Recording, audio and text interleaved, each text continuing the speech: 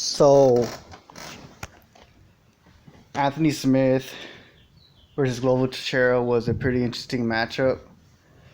The very first round, Anthony Smith looked fantastic, the best I've ever seen Anthony Smith in any round of any of his fights that I've seen. He was piecing up Glover Teixeira pretty nicely. He was boxing him up. He was landing most of his strikes were significant strikes. He was really hurting Glover, and I thought Glover was going down in that first round. I predicted a second round knockout by Anthony Smith. But damn, after that first round, I don't know what it was. I guess Anthony was really trying to take Glover's head off with all the shots he was landing.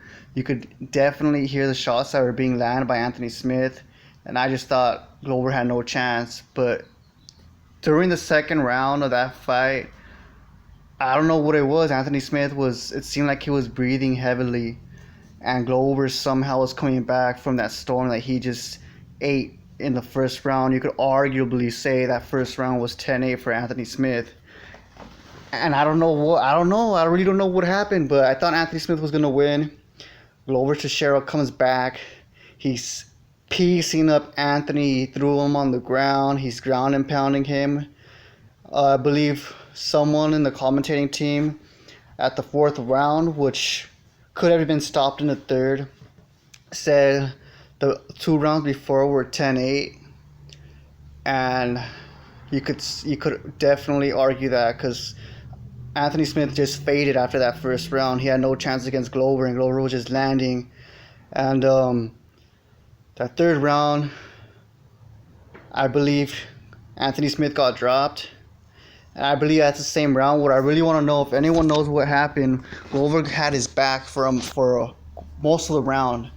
And at some point, while Glover had his back, he said something to Anthony Smith, and Anthony Smith said something bad to him. If anyone knows, hit me up in the comment section because it seemed pretty interesting.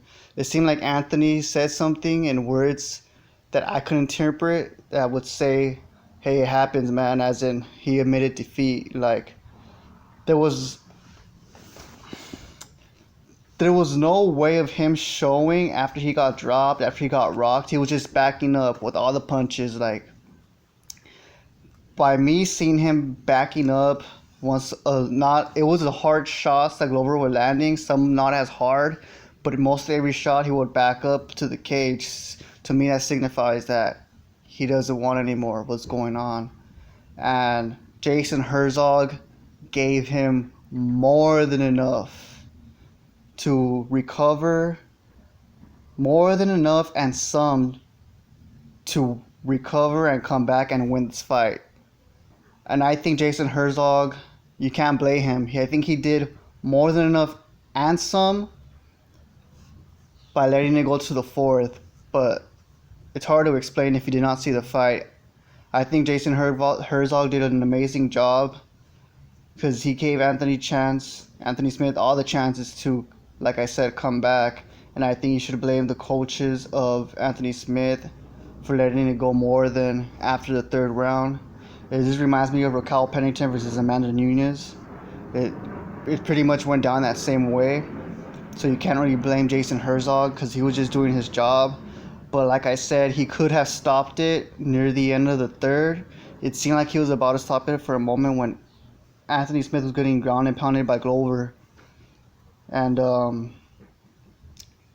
Anthony Smith just didn't want any of it after that storm that Glover put on the third.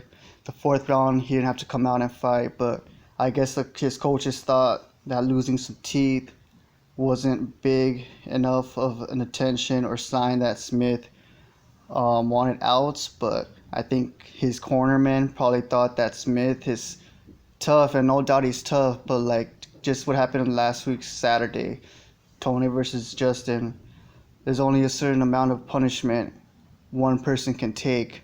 Just like Robbie Lawler and Rory McDonald, you're tough as fuck, but to a limit, you just can't take no more. Like that boxer said, no mas. And was it a bad stoppage?